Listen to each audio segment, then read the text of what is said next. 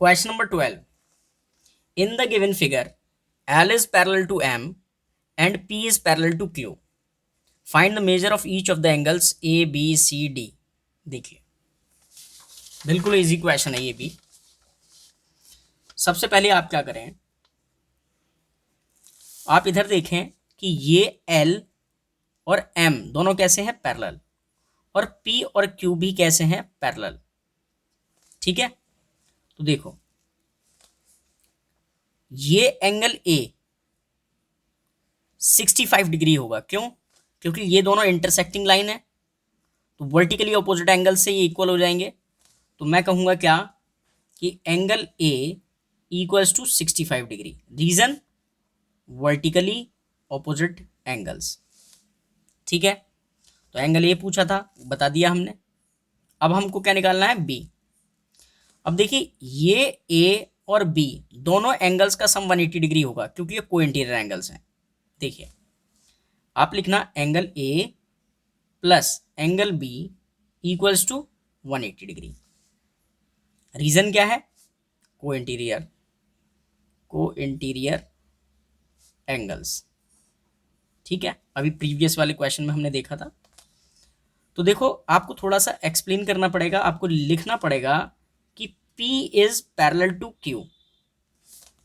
ये दोनों पैरेलल है और ये किसका काम कर रही है, ट्रांसवर्सल का, तो को इंटीरियर एंगल्स हो गए। और लिखना पड़ेगा क्या कि and L is a transversal. ठीक है, ये आप लिख देना। तो एंगल A प्लस B के सम कितना होगा, 180 डिग्री। तो एंगल A कितना है, 65 degree, plus angle B equals to 180 degree. तो एंगल B की वैल्यू निकालनी है, तो 180 में से 65 माइनस करना पड़ेगा। आप माइनस करेंगे तो एंगल B की वैल्यू कितनी आ जाएगी, 115। तो इतना डिग्री। ठीक है, एंगल B हमने निकाल दिया है। इसी तरीके से आप क्या कहेंगे कि L is parallel to M and P is a transversal. ठीक है, देखो L कहाँ है, ये इसके पैरेलल है M के, और P ट्रांसवर्सल का काम कर रही है, तो B प्लस C इन दोनों एंगल्स का सम कितना होगा, 180 डिग्री।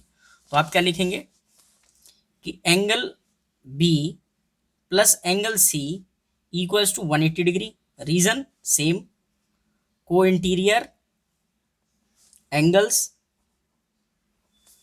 तो देखो B की वैल्यू कितनी है, 115, plus angle C equals to 180 degree. तो एंगल C की वैल्यू क्या हो जाएगी, 180 माइनस 115 डिग्री। आप माइनस करेंगे, 65 डिग्री हमारा आंसर है।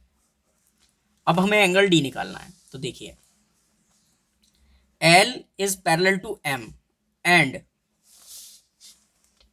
Q ट्रांसवर्सल का काम कर रही है, इसलिए इन दोनों एंगल्स का सम कितना होगा, 180 डिग्री। तो वही लेंगे, and Q is a transversal. तो किस किस का sum, angle A plus angle D का सम कितना होगा, 180 डिग्री। देखो एंगल A ये वाला प्लस एंगल D ये वाला, दोनों का सम 180 डिग्री। रीजन, को इंटीरियर एंगल्स। ठीक है, तो एंगल एक आपको पता था कितना है, 65 डिग्री, सबसे पहले वही निकाला था हमने। और एंगल D की वैल्यू निकालनी है, इक्वल्स टू 180 डिग्री। तो एंगल D की वैल्यू क्या हो जाएगी, 180 माइनस 65, माइनस करेंगे आप तो एंगल D की वैल्यू 115 डिग्री आ जाएगी। तो हमने सारे के सारे एंगल्स निकाल दिए। चलते हैं अब नेक्स्ट क्वेश्चन पर।